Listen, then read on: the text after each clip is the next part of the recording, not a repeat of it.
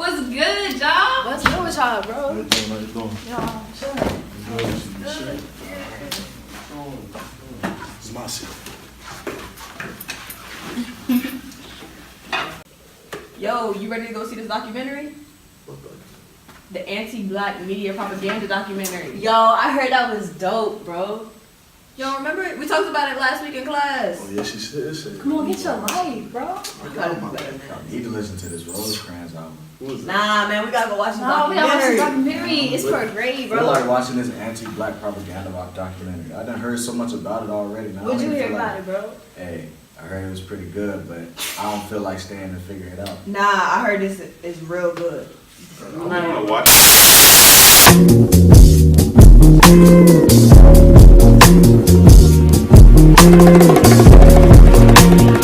My name is Kiera Davis, and I'm the president of the Black Media Association here at Virginia State University.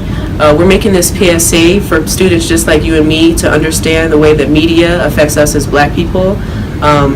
The idea of the theory of ideological hegemony explains that the dissemination of cultural norms, beliefs, and values are instituted by the dominant power structure in order to influence our thoughts. So we need to be cognizant of what type of ideas they're putting out about Black people and what we can do to change that. And this is the Black Media Association. My colleagues will further be explaining how different forms of media can affect our lives. Cameron will be examining social media. Miss Diana will be examining television. And Amar will be examining hip hop. So my name is Amar Pittman, and I'm talking about hip hop culture and how the power structure, the power that be, have used hip hop music, rap music to infiltrate Black culture and falsify the narrative, create a false reality that our people began to use and think it's real. So when hip hop first started, everybody thought it was just a flash in the pan. They thought it was gonna die out. But once the record labels and the government started to see that this power behind this music, people are really listening to what they're saying, they started to infiltrate it and make people create music that wasn't really about, the culture. So the labels then began to infiltrate the music and only signing people that made this music that wasn't conscious, that promoted drug selling and criminal behavior, making everybody believe that Black people were just criminals. So now you skip forward in time and you get to now, where you ask a young child what's their favorite artist. They might say, Lil Uzi, or they might name off somebody. But the music that 9 times out of 10, the people that are on the billboards, they're making, it's not good music. So now we, as a culture, have to take back the narrative, and we have to now support artists like Kendrick, Cole, Big Sean, Chance the Rapper. These artists that are promoting music in a positive manner, that aren't fitting those stereotypes of criminal, drug user, misogynistic. These different types of narratives that have been in our music that really Black people, Black culture isn't about. So that's how we, as a people, can divest from that music and support those artists who really make that music. So then the labels recognize that we don't want that no more. This is the type of music that we want. And they will change and start signing people that will influence and build up our culture. Angel. I got my city doing front flips. Whenever the mayor rapper jump ship. I guess that's why they call it where I stay. Clean up the streets so my daughter can have somewhere to play. I'm the blueprint to a real man. Some of these niggas toss they tassel for a deal, man. I ain't going to hell or the hill, man. For my real fans. I got caught up with a Lil Xan. Can't stop me, but it slowed me though. Yeah, nigga famous, you don't know me though. But their DJ still play me though. Them I don't even need the radio. My new shit sound like a rodeo. Yo, this shit was mad interesting. Yeah, I like that part. You keep that part. Yeah, that turned me a lot, actually. I was thinking about it.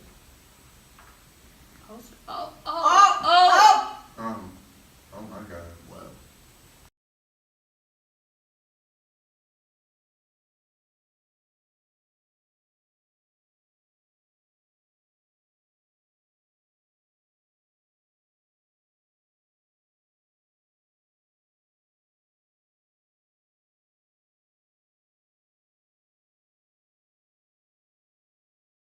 Hi, I'm Diana. In the early days of television, black actors only found work in stereotypical roles. Our organization looks into ideological and cultural hegemony that's presented in television. Here are some examples of stereotypes in good times. James could never keep a job. He was constantly confrontational to the point of often fighting. This is an example of the stereotypical brute who uses physical confrontations to solve problems. Florida was the reoccurring nurturing mammy who instilled the white folks' ways on her family, constantly cooking, cleaning, and praying, and doing all the things that happy darkies supposedly love to do. Then you have JJ known for dancing, clapping, and flashing of his teeth, which is similar to the dancing Jim Crow and happy darkies that was misrepresented during slavery. JJ was also known for laughing and throwing his hands up in the air saying, "Dynamite." He was devoid of any signs of intelligence or maturity. This was a form of hegemony because it reproduced images of black people as constantly happy despite unfair social conditions. When watching The Cosby Show, the Huxtables were a well-to-do African-American family living in a Brooklyn brownstone. Not only were both parents present, but they were extremely successful. Cliff was a doctor and Claire a lawyer. The Cosby Show offered a look into the life of a well-off African-American family. It was an example of counter-hegemonic media because it presented black people as actualized human beings. The Cosbys offered a contrast to the dominant imagery of dehumanized black people on television. It also offered TV's first look at HBCUs through Hillman's College. This brings us to a different world.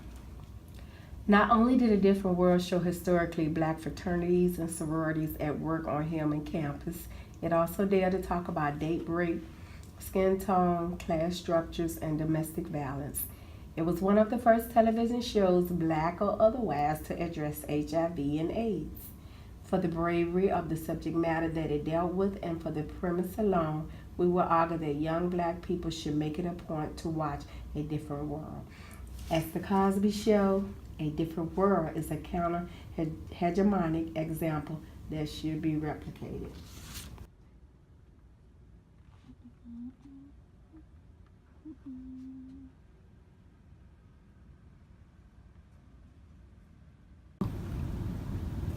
Hey, I'm Cameron. Today, social media plays a very simple and important role in the way that we share information and connect with others. Facebook and Twitter are the new go-to news sources. Instagram and Snapchat, the new picture and information sharing platforms. While these platforms help us stay connected and well-informed, I would argue that these platforms also help us promote negative stereotypes. People start to believe and shape their ideas after the stuff that they see on social media every day. And since social media is so easy to use and accessible, I will argue that it targets the young people. And these young people start to recreate the negative stereotypes that they see in the movies, the music, and the television. Now, while social media is one of the reasons in part why racial stereotypes are still prevalent in our society, but another reason can be our own perceptual illusion, or how we perceive and interpret people and things. And we all have the opportunity and choice to have a better understanding for people of different ethnic backgrounds, and I think we should utilize that through social media, and we should be aware of the subconscious effect that social media can have on us, and we should all work together to have a more unified society that is socially conscious as well.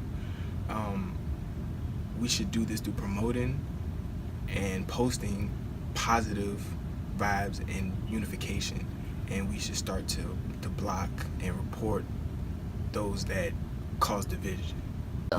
Now that you've been able to recognize these different types of negative imagery within black media, you can be able to counter the hegemony both within yourself and in your general social circle. We've devised a system named the 3Ds in order to be counter-hegemonic. The first one is to disengage from the media. In terms of hip-hop, turn it off. The television, turn it off. When it comes to social media, though, that's user-generated. You have to be cognizant in what type of negative imageries exist and if you are becoming a tool to represent those yourself. So when it comes to being hypersexualized, enjoying drugs and things like that, please don't post that on your social media. And then if you do see people doing that, ask them about it and try to counter it. It's not just about you, but it's about the group that you're in as well. The next one would be to divest from it. Stop giving artists who produce negative imagery money and the funds to keep doing so, as well as television shows. They'll stop writing them if we stop watching them. Shows like Empire, Power, that promote drug culture, which ends up putting people in jail. As far as social media, divesting from it means unsubscribing from YouTubers, unfollowing people on Twitter, and from Facebook who are spreading negative imageries. The third and final D is the most important, which is to discuss. Once you turn off these images and you start to challenge people on how they're enforcing the hegemony upon you, they will want to know why. You have to be able to articulate the points to them and to the people around you in order to create change. Thank you for listening and understanding. I hope that we provided good information for you this afternoon, and I hope you take it beyond the halls of Virginia State University. Like, that was mad. Yo, that was legit. Like, you know, I learned a little song, you know. Yeah. Yeah, that The was music portrayal, Yeah. that's wild. That Yeah. was tough, though. Yo, it sucked. Man, what you talking about? Oh yeah, you are stone cold haters. Y'all like that? Yes, That was good. bro. My toes make better videos. No way. You don't know. No, really. Wow. You suck, bro. You said That was that good. way. That was good. It was a good one.